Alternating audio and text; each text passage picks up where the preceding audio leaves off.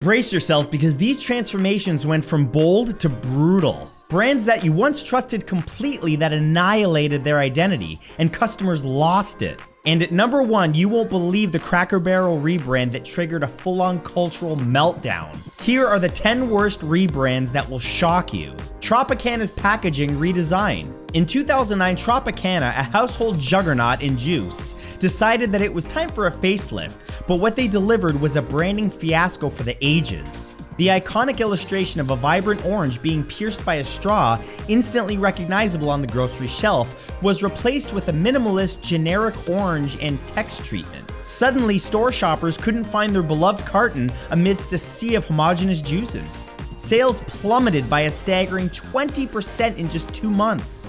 Imagine walking into your kitchen expecting sunshine in a carton and instead seeing something that didn't even register.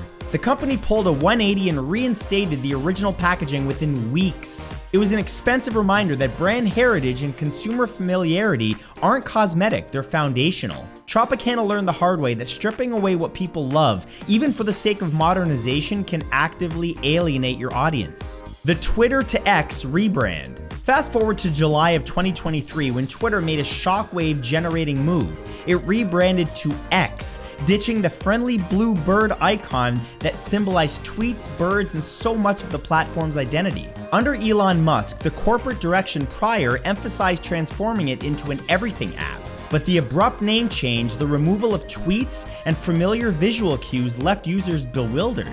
It was jarring, and the emotional jolt was immediate. A platform rooted in real-time conversation became an odd symbol that meant very little.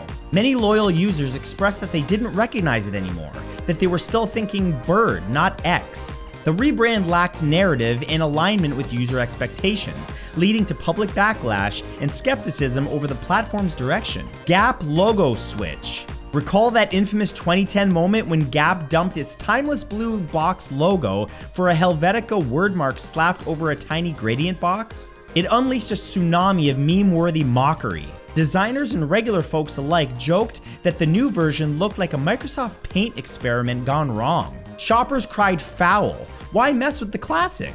Within a week, overwhelmed Gap leadership reversed course, resurrecting the beloved original. The entire ordeal showcased how hurried rebrands, not grounded in brand DNA, can provoke rapid and fierce backlash. This and how customers' attachment to tradition can override a brand's desire to freshen up. The Aunt Jemima to Pearl Milling Company switch. In 2021, amidst rising social awareness and cultural reckoning, Quaker Oats retired the classic Aunt Jemima image. The image was replaced with a really dumb, just simple Pearl Milling Company logo. While they went full woke and claimed that it was culturally necessary, the brand lacked the immediate recognition that everyone loved, Aunt Jemima. Many people said that they lost a sense of familiarity that they came to rely on. Aunt Jemima was everybody's aunt. The new name, though they claimed it was more sensitive, required rebuilding brand equity from scratch, illustrating that even well-intentioned rebrands come with significant identity challenges.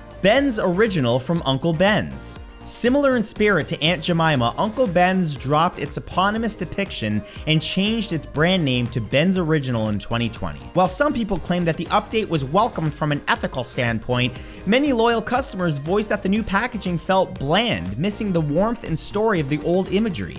Again, Uncle Ben was everybody's uncle. The change highlighted how a brand rooted in nostalgia and emotional connection must walk a tightrope when evolving, removing problematic visuals yet retaining the emotional resonance that sustained brand loyalty. Pretty Little Thing's minimalist makeover. Earlier this year, fast fashion darling Pretty Little Thing ditched its bright pink identity for a stark black and white minimal look, adopting a flowing script wordmark intended to signal maturity. Instead, it triggered widespread consumer lament. Where's our playful friend gone, many shoppers asked. The brand risked losing its core youthful appeal. The fun and bright aesthetic was replaced with impersonal modernism, prompting complaints that the brand had lost its soul. The lesson? Rebranding can be elegant, but losing the playfulness that fans fell in love with risks alienating your core audience fast. The JLR monogram, Jaguar Land Rover.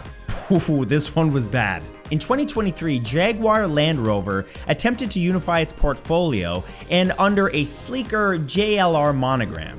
On paper, it suggested that it was more modern and cohesive, but for fans, it started signaling dilution.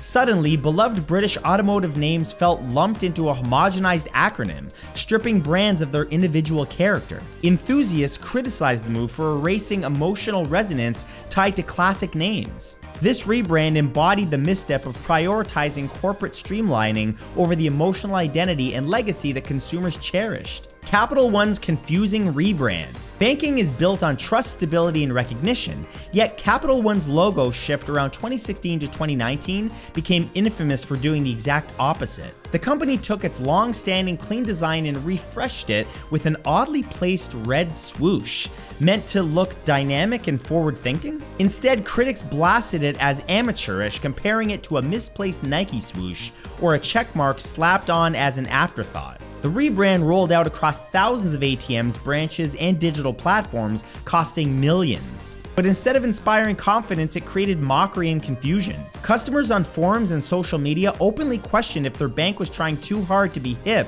when what they wanted was professionalism and security. Designers pointed out that the font was generic, the swoosh was unbalanced, and the color scheme clashed with the identity that people had trusted for decades. And worst of all, Capital One stuck with it despite the backlash, cementing its place in the hall of infamous rebrands as a symbol of if it ain't broke, don't fix it. Pepsi's $1 million logo flop. When Pepsi unveiled its new logo in 2008, the company announced with it fanfare, a new look for a new generation. They spent over $1 million on design work, partnering with Arnell Group, who pitched it as a reinvention rooted in deep symbolism. The redesigned globe swapped Pepsi's sharp symmetrical wave for a slightly off-center white band curving like a crooked smile. According to leaked documents, the agency claimed that the logo tied to everything from Feng Shui to Earth's magnetic fields to the Mona Lisa's smile. But for most people, it just looked like Pepsi's old logo squished. Critics tore it apart as over-intellectualized nonsense. The public never connected with it emotionally, and many saw it as a colossal waste of money, especially during the 2008 financial crisis. Despite all the hype and symbolic justifications, sales didn't skyrocket at all. Pepsi's rebrand became shorthand for corporate overspending on meaningless design speak. It showed that a logo needs resonance, not pseudo-philosophy, to succeed.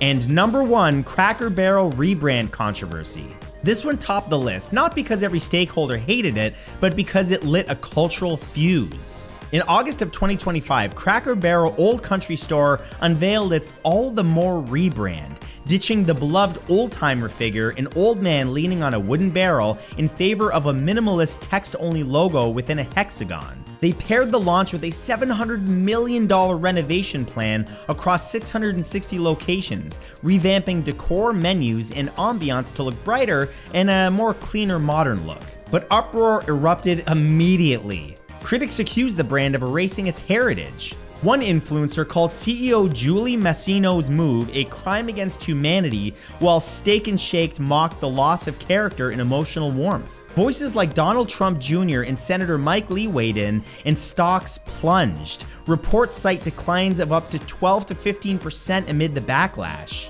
Media commentators, notably on MSNBC's The Weekend, dismissed the outrage as manufactured BS, mocking the cultural war backlash, while company leaders insisted values and Uncle Herschel, the in-store persona, remain at its core. Several customers, particularly older Americans, lamented the removal of the old-timer symbol, likening the change to destroying a brand. But Cracker Barrel stands by the redesign, saying it modernizes while staying grounded in its roots, and that the logo remains recognizable across digital and physical platforms. Swift, politically charged backlash and financial fallout make this rebrand one of the most dramatic examples where rebranding intersected with cultural identity and landed squarely on social media crosshairs. But that's it. Let me know which one of these rebrandings you guys thought was the absolute worst in the comments. Leave a like and of course subscribe, and I will see you guys in the next video.